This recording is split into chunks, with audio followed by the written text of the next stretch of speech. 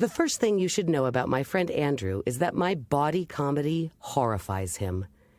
Furthermore, my neighborhood makes him uneasy, my other friends frighten him, and my personal habits disgust him.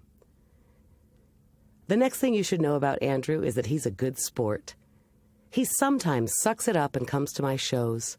He makes a sport of visiting me at the dollhouse, and he's always delightful to my other friends and pretty much everyone he meets. In short, y'all should get yourselves a friend like Andrew. 5 stars. The first thing you should know about my friend Mrs. Filholm is that she moves quickly.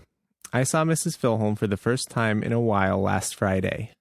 Delany and I attended her weekly comedy show and laughed like we haven't laughed since March. The show was good and the comics were funny, but watching Mrs. Filholm sprint from the back of the restaurant to the front was hilarious. She was running everywhere she went, like the JV player hoping to get pulled up to the V squad. The next thing you should know is that Mrs. Filholm's friends are not the same way. While Mrs. Filholm is practicing for field day, running to and from the microphone, the rest of us sit back, sip our drinks, content to relax, and watch Mrs. Filholm.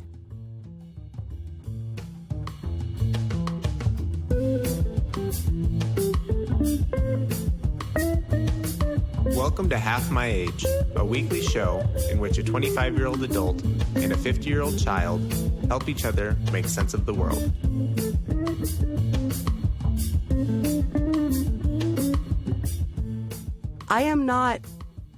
I'm the varsity right there. I'm the coach.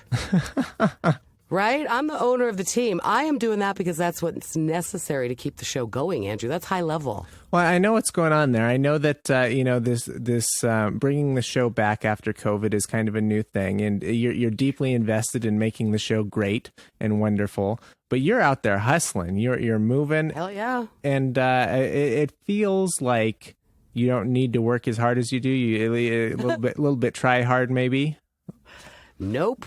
Just solid energy and being a professional. The anxiety was actually very high that night because we had to make a last minute change because of COVID. And I am on high alert. Nope. That's how I ran my classroom too. Nope. That's my natural energy. That's not trying too hard. I mean, part of it is the desperation. I think I maybe even mentioned it at that show. 10 seconds of downtime between comics because we're exchanging mics or putting on a new mic condom. I understand, and I've seen it myself, that audiences can handle that. But it does go against my better judgment. I was trained in the theater. You do not let the audience have a dull moment. No, it's hard work, but it's great work. I'm not going to apologize. That's my style of hosting, and it's you don't have to apologize. Well, it's just something I've noticed. We're sitting at the table with your good friend Kim and your good friend Tim, yeah. And we are all just hanging out. I think your friend group are next level relaxers. They totally can just right. Hang out, and I'm not joking. I mean, we just sit there with a drink and we just laugh at you just because you're over there hustling and we're just hanging out, just so content to be. I know. You're so right. That was a good collection of my laziest friends. Not even, you're right. You're hardcore relaxers. And I love each and every one of you, whole heart, right? And yep, I'm the outlier running around like a weird little mosquito. It was kind of funny. Your show was, it was good. We had a great time. We heard some hilarious stuff. And it was Friday night. The next day, Saturday, Delany and I took a little mini vacation. We went down to Colorado Springs, and having that show was a nice way to bump us out of our routine because for months we've been doing the same thing every week, every night, every whatever. So, we changed it up. We went somewhere at night, and then the next day we went on vacation. It wound up being a really good weekend. And it kicked it off. I'm glad to hear you say in your open that you laughed harder than you laughed in a long time, because isn't that freaking great? Do you have any notes for me, Mr. Bridges, other than maybe I shouldn't run so much and be so eager? No notes. I'm trying to think. There's some of your jokes that I hadn't heard before, and they caught me. You know how you might be paying attention partially, and then you hear something, and you just. There's like an outburst, like less of a laugh and more of like I don't know. It's a very.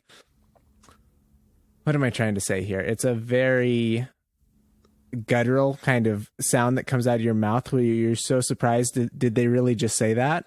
Is it a clutching my pearls kind of moment? No, it's not necessarily a clutching my pearls moment, but like a snort. It's totally a snort. Just an unexpected laugh. You hit me in a few places. I had a few snorts.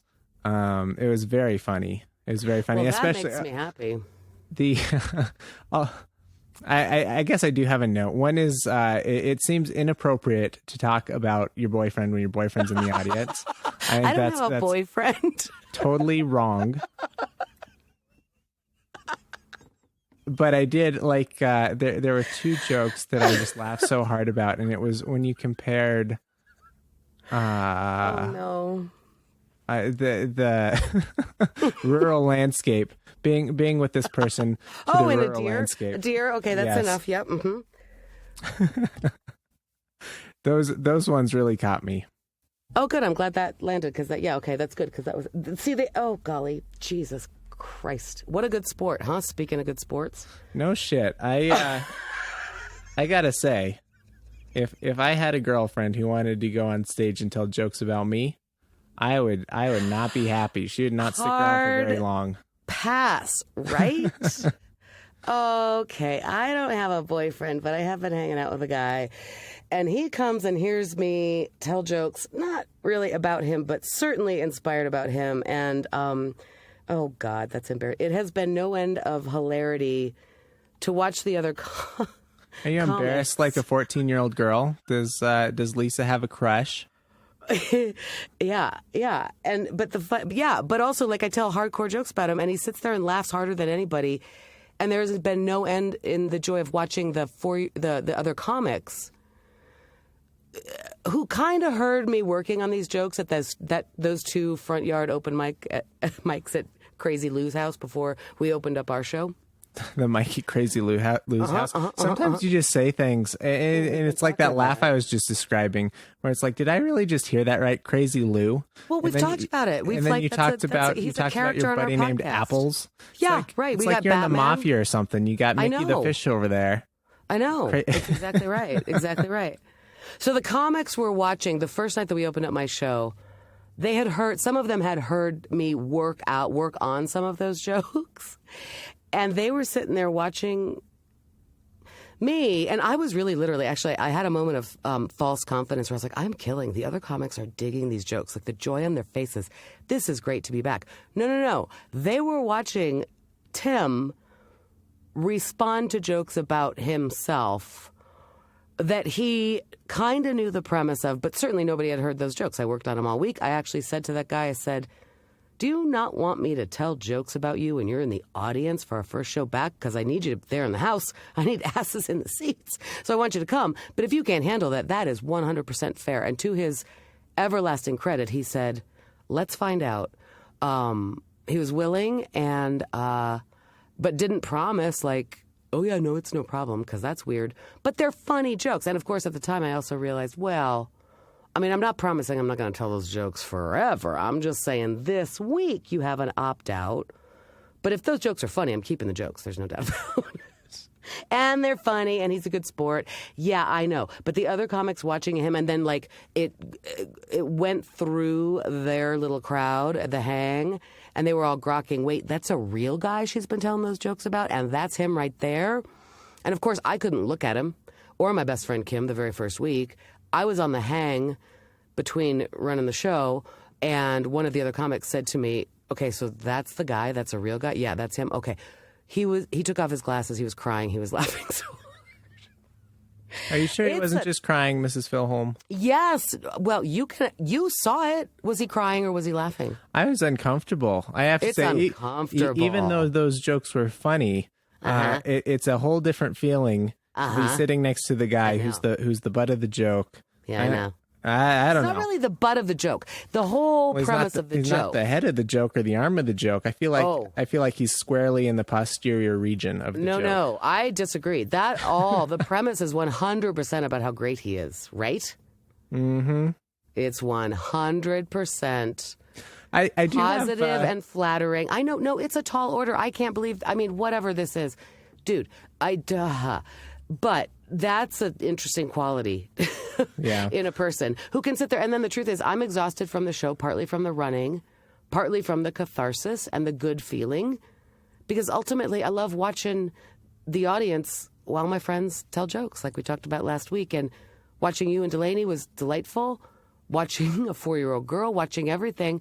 And I'm kind of quiet, and I sit there afterwards, and pretty much I'm content to have a beer and unwind and say nothing.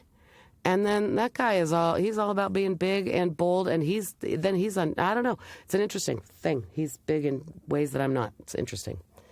Whatever. I don't know. Okay. Wait, so that's your note, is don't tell personal jokes about people in the audience? Okay, well. Boo. Oh, I reject that note. Anything else? I'm glad you thought I was kind of funny. Just kind of. That's good. No, I mean, I suppose as your friend, that's not the note is don't tell jokes about people in the audience. The note is if you have a friend who you want to continue to be your friend, you need to be careful about what you say about them in public, right?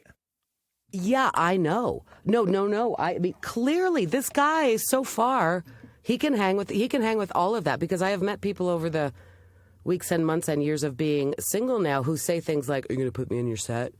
Who flex jokes at me, who whatever. Like we've talked about.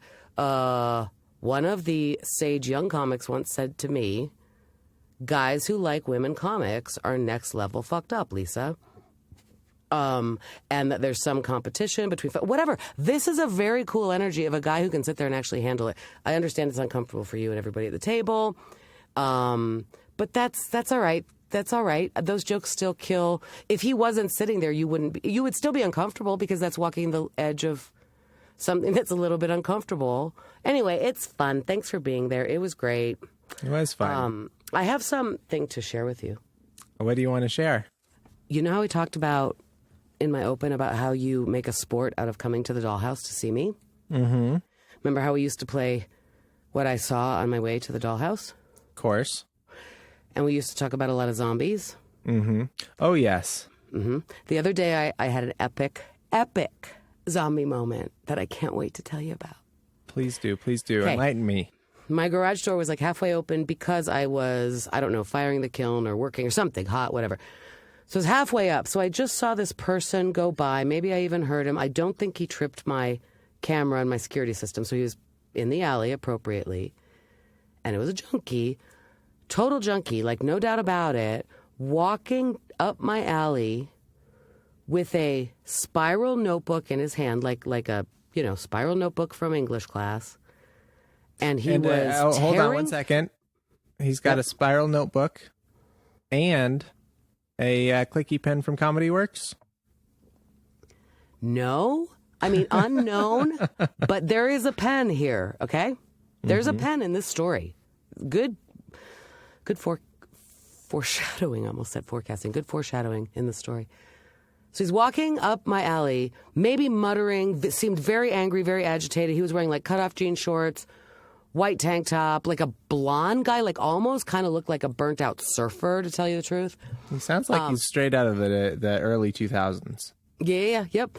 Tearing pages out of said spiral notebook, which also, as an English teacher, that's anathema to me. Do not tear that shit out in my room, because the little things fall on my floor and it makes me crazy. That shit was forbidden in my classroom. But anyway, walking up the street, muttering, maybe I was trying not to pay attention, really. I was kind of seeing his lower body as he passed, tearing pages out of this thing and like flailing them behind him, throwing them to the winds in the most dramatic of fashion. I mean, like Betty Davis, like in a movie, like tearing it out and throwing it to the wind. And all of these papers were down my alley. So half an hour later, I went out there. All of these papers are down my alley. I sure did go and pick them up. And I would like to tell you what... Of course, you're a good citizen, Mrs. Filholm. Well, that's one thing is garbage. Exactly right. NIMBY, not in my backyard. Do not throw your notebook paper in my backyard. Such a NIMBY. I am so NIMBY. I would like to tell you what I found. Please do. It sounds like you've got it in front of you. I can hear the rustling. This young man in a green pen in very large. You know how you think that I use my notebooks inefficiently and like I write too big? Mm-hmm. This is the epitome of that. Like very large, almost loopy handwriting, pretty legible, and it's in a green ballpoint pen. So not a Comedy Works pen, because those clicky pens are blue ink or black ink. Green pen. Where do you even get a green pen? In my mind, it's one of those 4-color pens, you know? Click, click, click. Oh, click. sure. Where do you get it? I don't know. Okay. And these are nice, clean pieces of paper. Here's what it says on the first page. $2.16. I can't really read what that's for. $2.16. Yes, sir. Next line. $2.00 sig. So we bought like a loose cigarette. What does a pack of cigarettes cost? Oh, like $7 or $8. Okay. Okay. Then there's some amount of money that I can't quite read, and it says hygiene and clothes. Then there's a $30 entry that says dope. I am not lying to you right now. Then there is a number 34.16. Oh, yes, which is, in fact, the correct sum of he spent 0 on hygiene and clothes. This is a correct ledger. And then he subtracts from that. He's doing his fucking budget, man. $3 then subtracted candy bars. So now he must have sold some candy bars. He's in the red, $37.16. So he's got cigarettes, dope, candy bars. Hygiene and clothes. Clothing. Oh, there's another page that says $30. Maybe there's a 2 over it. Maybe he negotiated. Maybe it's a $20 dope. $2.16 pop, which I think means like soda pop. Dude, this guy is walking down. Wendy's. There's a Wendy's entry here. Cigs, pop, HTC. Oh, health and hygiene and clothing. It's a 0. I think he was really getting mad at. Oh God, I didn't even read it as fully as I did right now. The guy was making a budget, and the budget was evidently pissing him off because he was ripping it out and just sending it to the winds down my alley. Isn't that fascinating, Andrew? So are these? I know you've got multiple sheets there. Are they all similar? They all have roughly the same light items. No. It's actually a good ledger. It's several. No, it's a continuing. I believe it is a balance that carries forward from sheet to sheet, if you want to tell the truth. I'm a little bit skeeved out by touching it right now, so I'm going to hand sanitize and you totally got not look at it. I would say in this situation, coronavirus is the least of your worries. I know. It also just kind of makes me humanly sad because I feel, like I said, he was agitated. He was making a budget, and that budget right there actually makes sense. I believe the arithmetic checks out. So fascinating, because he was not in what I would call his right mind. I guarantee it. Do you remember being in college and I do. people getting drunk for the first time who, you know, I suppose it doesn't even matter if it's the first time. You learn funny things about your friends when they start drinking that may not be true when they're not drinking, right? Correct. For example, I'm at like a big party, if I have some drinks, I want to clean everything. I start looking for empties. I start asking people if they're finished with that because I want to throw it in the garbage bin. Sure. Right? And this guy, he's a compulsive high budgeter. When he has some dope, he starts working on his finances. Isn't that something? It really is. That's a special kind of person. That is, we are all special. You're right. You're exactly right. We are all special kinds of people. That's a funny thing, right? They say Cleaning, you need to go out and find the job that doesn't feel like work.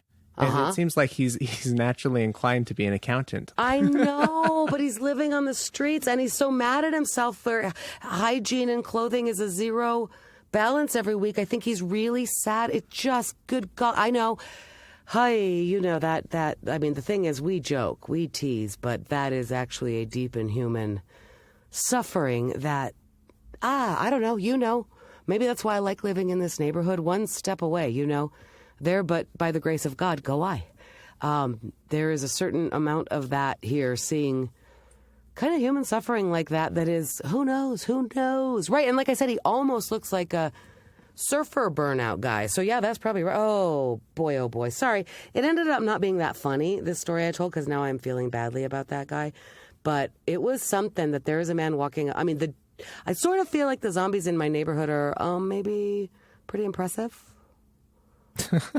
Maybe we're moving you up. think the zombies in your neighborhood are a cut above other zombies?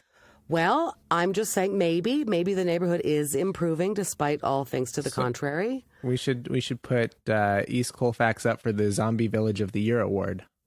I mean, oh, that'd be funny, right? I mean, we all we got new copper pipes thanks to the city. Last weekend, I got to look at big holes dug by seriously cool diggers right in my front yard for a couple of days. That is kind of fun. And for our listeners at home who don't know what's going on, I suppose that the water crisis in Flint, Michigan, caused a whole bunch of cities to look into their own water situations. And Denver discovered that almost all of the old houses, I don't know what date your house would have had to be built before in order to have this, but they all have... Mine's 1944-ish. What's yours? 1930s, I think. Oh, cute. But they all have lead connections from the main line to the home. So they've started some, I think it's more than a decade-long project to replace all of these lead service lines. And clearly, Mrs. Filholm, you're in the first few waves of this. I think it's kind of a newer program. But in the meantime, like the house that I have, they basically sent us a Brita picture or something. I don't know. I didn't get it because the tenants did. And they say they'll send a new water filter. Maybe it's every month, every 3 months. I don't know what it is, but they're going to continue to send this filter for this Brita picture until they can eventually replace the line. Yeah. Can we put a pin in the Brita filter? Sure. Will you remind me if we have time? It's on a note card. Don't, that's fine. Okay, great. Thank you. Yeah, so that's right. I am obviously in an upscale junkie neighborhood, as you know. Upscale because junkie I'm neighborhood way title. ahead of you. I have the Brita. Okay, I'll stand that as a title. I have the Brita water filter, and I now have new copper pipes, thanks to the city, into my house. Oh shit! You fancy, Filholm. Ooh, child! I tell upscale, you what, junkie hood. I'm saying. Okay, we can't do cultural appropriation. I'm kidding. It's fine. What culture would I have been appropriating there, Mrs. Filholm? I don't want to talk about it. We'll talk off air. It's too sensitive. Oh, golly gee. By the way, the next two, at least, 3 for sure, 4, 5, if we don't have second shutdown, the comedy shows at my little show are just getting better. Like, you cannot believe, out of the 12 finalists in the New Faces competition last year at Comedy Works, which is a big deal in this town, out of 200 or so entries, there are 12 finalists. We've had 5 of them on my show, and I think we have 6 and 7 in the near future.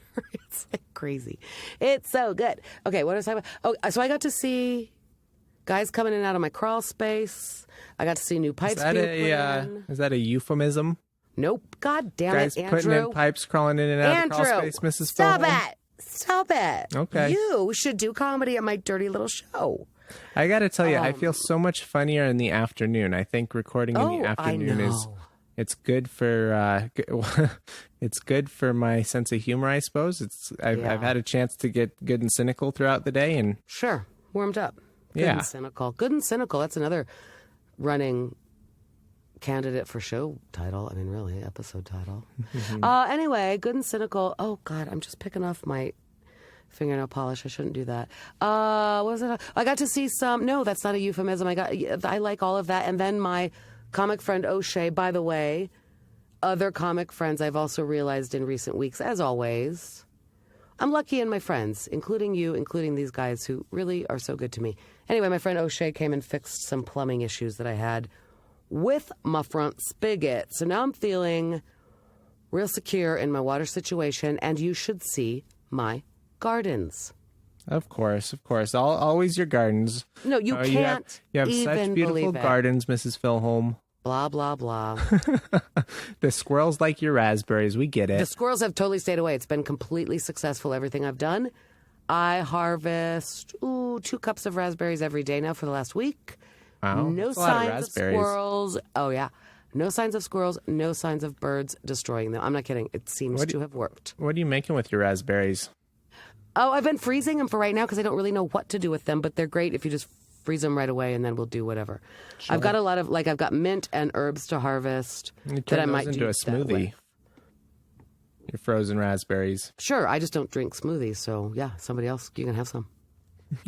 The pin in the Brita filter. Yes, ma'am. I have just realized, you know how you were accumulating a lot of stuff for a while? Mm-hmm. Where are you on that trajectory? So I guess the big piece of news that's happened since last week is I reached out to my buddy who's a mortgage broker, and Delany and I are trying to get some idea about what kind of house we can afford right now. So we pulled together our documents, our bank statements, our tax filings, and that sort of thing. I sent them to my buddy last night. He sent me an email this morning asking for some more information. So right now, we're kind of in a funny spot. I feel like in the apartment we have more shit than this apartment is comfortably capable of holding. But the idea that we're going to move into a house sometime in the next year, I feel like we don't have nearly enough shit. We need to start stockpiling shit so we've got something to put in the bedrooms. Oh my gosh. I mean, remember once you didn't even want a shower curtain bar? Yeah. I didn't want a shower curtain bar. Or a microwave. I certainly didn't want to buy one, and I didn't want the microwave. Well, that's exactly right. You're doing it all exactly on schedule, Mr. Bridges. A British bank is run with precision. A British household requires nothing less. You're about to get married and get a bunch of skrill with which you can buy all of the things to furnish your house. And cool job, you get to do it all at once, so like it matches and stuff. I hope we get a bunch of skrill. We're super concerned about the wedding once again. I know. We're playing chicken with this second date. You are. Because, I mean, we've been watching the same second wave that you've been watching. And we've watched California, Florida, and Texas reclose. And am I an asshole for even being out there at all, right? I struggle with that on a daily basis. Sure. Yeah. Sure. So for real. It's not good. We're between a rock and a hard place on the second date. We'll see what happens. We were supposed to, being a self-imposed deadline, we were supposed to order our invitations over the weekend. Mm-hmm. And we were just like, I don't know. I think about you guys all the time. I talked to Delany about it a little bit. Your engagement photos, as you saw, made me weep right there on the spot at the bar after my show. So beautiful, Andrew. They turned out great, didn't they? Oh my God, they're so beautiful. Holy cow. Maybe we can make one of them show art. Oh, okay. I was gonna use the picture of you eating a hamburger instead of paying attention to comedy, but whatever. Yeah, no, your show art, you should do it. Your engagement photos. But no, and I mean, I told you one of my friends who was getting married on your very same date a few weeks ago just said, we're tired of playing chicken. We're going to make it parents and siblings only at the same venue, They just decided. And then a year from now, we'll have a party. I just had somebody over to my house the other night for dinner. She said her daughter's doing the same. They will have basically a civil ceremony this year because she can't even get to see her daughter. And, with God willing, inshallah, we will a year from now have a party without masks. I have a cousin getting married in September. I'm scheduled to go to Seattle, and we've all said, hey, whatever the wedding turns out to be, we're just going up. It's my sister's 50th birthday. My mom and my sister and I are going. But I can't imagine the chicken she's playing with the date. Is it going to be 150 people? Is it going to be 50? Right, and to whom do you send the invitations? And do you send it with a caveat that says, you're kind of invited unless COVID rules determine that you're on the short list. I mean, you've been... So we've had that conversation. You've been bumped by the virus. Yeah, well, Andrew, sure, I know I'm not in the inner circle, and that will make me cry. So it's what you're avoiding right now, really. Oh, I wasn't even trying to tell you didn't make the cut. I was just trying to say this is a discussion that we've had. I'm just saying I know I won't make the cut, and that makes me sad. So I don't like thinking about it, but it's right and good if that's what it comes to. Oh God, I know. No, I really think about you guys a lot. That's got to be like actually stressful on a daily basis. It's kind of weird because we love everyone and we want everyone to be there. We're also really concerned. We certainly have some at-risk people in our invitation list, not the least of which are all of our grandparents. Right. And we don't want to be responsible if they come down and get ill and die. That would suck to have hanging over your wedding.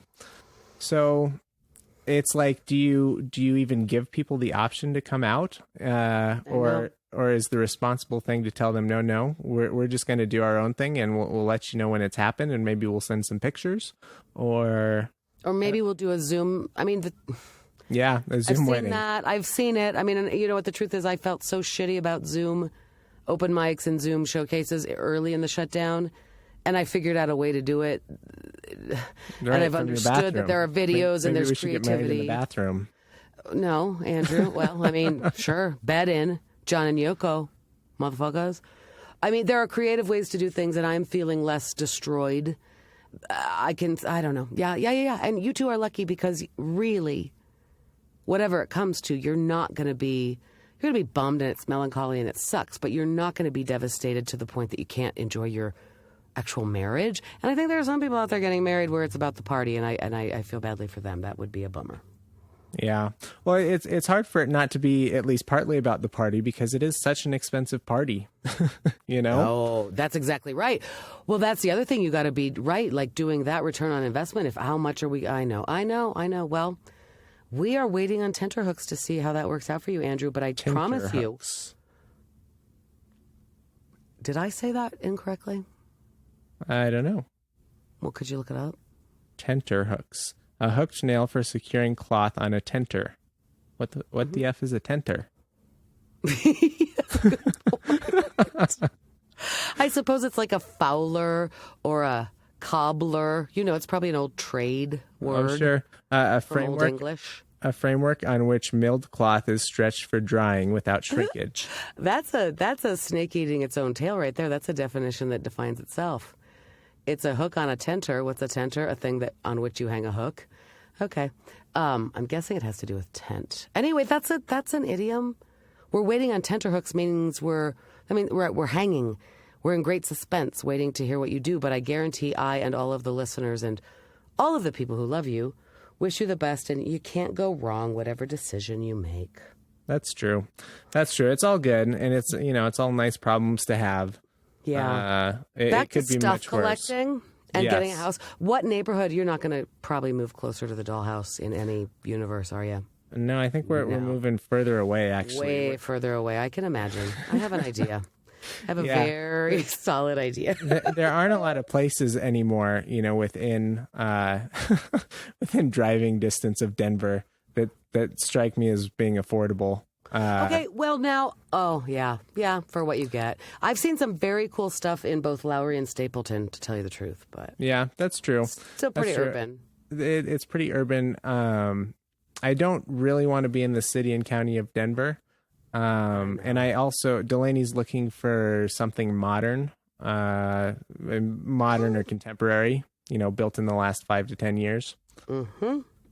So, I don't know, that rules out a lot of places. Lowry and Stapleton have very cool modern architecture. Yeah. Can we afford it? Some examples. I don't know. And the thing is, you could afford something because it's that like planned neighborhoods where there's something for everyone, but not what you want. Yeah, probably. When I think about real estate prices and I think about my dinky little house that Zillow tells me is worth more than $500,000, but is not, it's not even large enough to have a single big thought. I just can't get over it. It's ridiculous and seemingly getting worse day by day, right? So yeah. I try not to look at those informational numbers, Andrew. Yeah. I just enjoy my little urban compound, and I hope that's what you and Delany will find. I mean, I hope I get to keep it because, because of money. And stuff. But I mean, I love it. I love it so much. I love it so much here. I'm in the right place for me for now. Back to that though, having stuff in your house. Mm-hmm. So when Denver Water sends me a Brita filter, I say thank you very much. I would like to avoid drinking lead, which I guess I've been doing for a year now. I had inspection. Don't you think they would have checked for that? I don't know. So it's not the pipes in your house. It's literally the connection to the main line. So they would have had to dig it up in order to see that, I assume. But maybe they could have run. Well, no. The way we did it is we did a little test and we had to send our little graduated cylinders into the city. It was a very cool 8th grade science experiment, really. Do you know the results of your test? Did you have? Yeah. And actually it said you don't really have any lead in your water, but we're going to do it anyway. And here's a Brita filter. And there's a tiny bit of lead in your water, but it's probably your inside pipes. Whatever. Point being, they sent me this Brita water filter. Why not? Okay? Sure, let's filter our water. B, I've never had such a thing before, so it kind of feels fancy, Andrew. Sure. And 3, where the hell am I supposed to put this thing? This is a house for one little person, and I have lived as I have lived for over a year now in the dollhouse. And as we have discussed, I've been hanging out with this guy who has a good sense of humor about telling jokes, hearing jokes told about him, and he keeps bringing shit over like a knife sharpener. Like he'll go, you need a knife sharpener, and then one arrives on my doorstep. And then I put the knife sharpener somewhere when I'm cleaning up the kitchen, probably after drinking. Like you said, I'm a bit of a cleaner. In a happy way, I'm real happy. But I like to organize and clean and fix shit when I'm drinking. And it's likely that it was in that mood because I can't find the fucking knife sharpener. And my first response when he was looking for it was like, well, why are you bringing extra shit into my house? This house is a microchip. There is a place for everything and everything in its place. I have knolled my drawers. You understand what I'm saying, Andrew? Oh, yes, I know. Remember about back in the day when Kim Dreiling came and sat on a stool and put on her slippers and organized my kitchen drawers. I also kind of survived all of that by being, getting, adjusting to my new reality. I haven't cooked a lot. I haven't entertained a lot in ways that require me to do like a dinner party. I didn't know my grill worked or not until this spring when the Comedy Boys revved it up. Well, sure, and we know one of the great joys of living alone is everything has a place and everything in its place. Yeah. So it's funny. It's like, I'm like, I don't know. So it's just a funny thing about accumulating stuff because here's the truth. Is it good to have a very nice knife sharpener that will help me? Narf sharpener? Narf? That helps me or sharpen my knives and keep them in better health? Sure, great. But then I get so like bamboozled by it.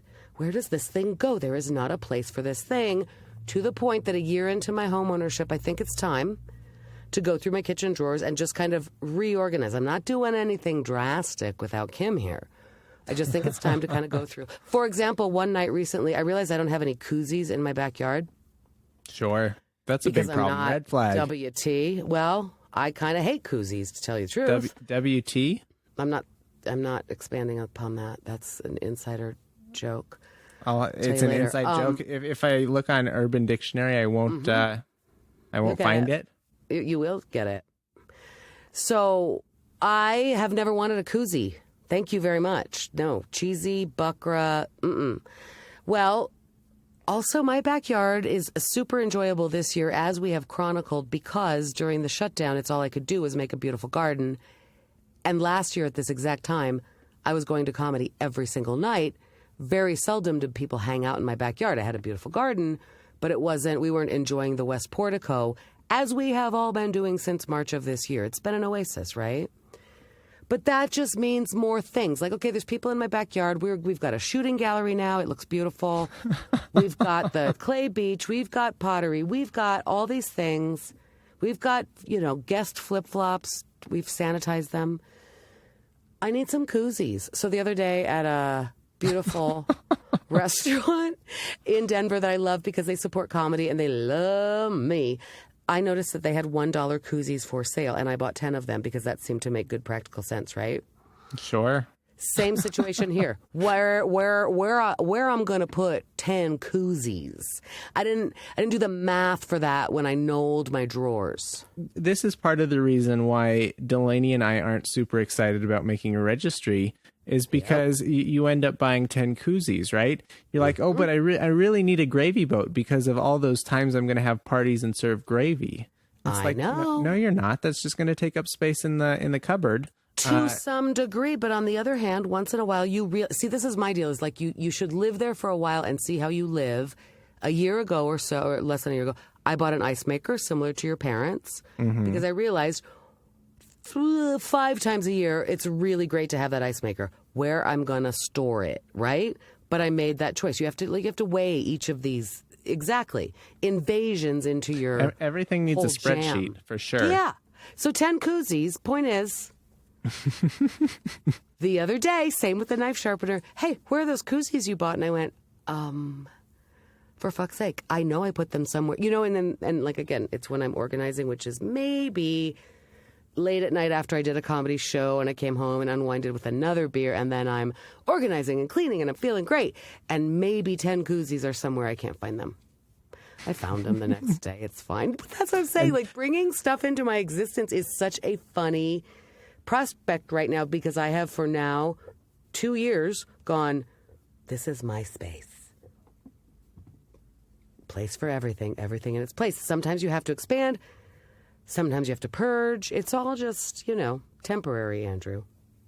Yeah. I'm trying to bring it back to some kind of like Buddhist thing where, it's not your house so much as a house that you're responsible for caring for until the next person owns it or something like that.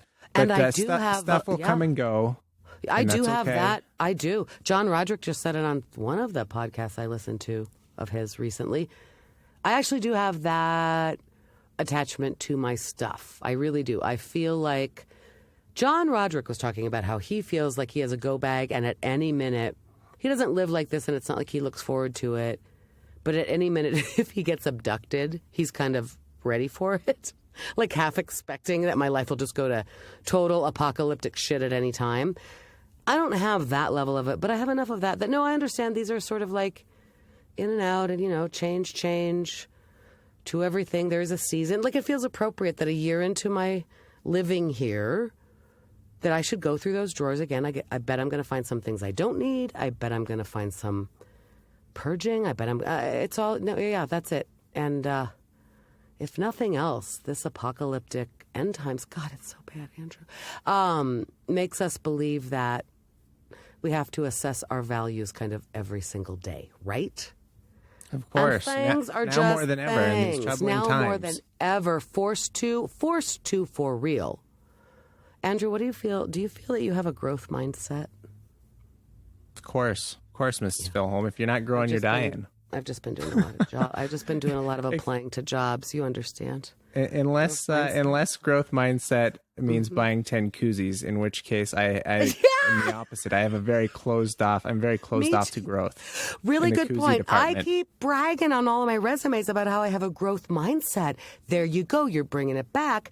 I do not have a growth mindset when it means introducing into my little spot here a knife sharpener and some koozies. I don't know if I can take it. You've got a growth mindset when it comes to raspberries. You've got a growth mindset when it comes to jokes about your friends. You've got zucchini. That's kind of interesting. They always they always want to know if you've got a growth mindset, but they never clarify what kind of growth. Yeah, no kidding. And we really all have our values. You want to know one of mine? I realized years ago, but this might actually be a joke in the making. Probably not, but I have a friend who really, really, really hates dirty baseboards, okay? You know what I mean? Sure. That's a person who sees the world through that lens. I know this about her now, but once I figured it out, I went, oh my God, the number of times. And my baseboards are generally pretty good. I'm a clean person, but not They just get dusty just from life. Yeah, and that's I've a place the live in old Roomba just houses. doesn't reach. Oh, we'll talk about that Roomba. Anyway, I made a Roomba joke. Do you remember that? Did you like that? That was I kind don't of for you. remember. It was about a hot fudge sundae on a Roomba. Oh, yeah. You're just gonna watch your boyfriend follow it around? Shut up! We're not talking about. Don't explain. Well, come the on. joke. Don't explain the joke. But that was kind of for you, Andrew. Okay. She particularly like deal breaker to her is dirty baseboards, and I kind of oh golly, I'm sure I've had dusty baseboards, and I live in old houses where there's not perfect paint and whatever. But you know what I hate or whatever, what I judge is people with like really jacked up teeth. Sure. And that I've been person thinking about of my teeth mine has a very lot. jacked up teeth, and it's like not even yellow, not nice teeth. I mean, I'm not really judging. I'm just saying that's a thing for me where I notice it. But this other person notices baseboards, and yet we're friends because we all have our own lane. You know, we all have our own journey to walk, Andrew. Right. I can't help but think every every situation, I like to put it through the Anna Karenina lens, which is that happy people are all alike Except everybody who judges in different ways. Andrew, hold on. Yes, ma'am. Standing by. Did you hear that? Aw, sure did. We brought the ruckus. You just quoted Anna Karenina, and you morphed it for comedy. I could not be more proud. Bye, Andrew. Good. Goodbye, Mrs. Filholm. That was so good. What did you say? Everybody's what in their own way? Every judgy person is judgy in their own way. Judgy in their own way. That's so funny. Yeah, that's not the quote, but good job. Oh my God, that's funny.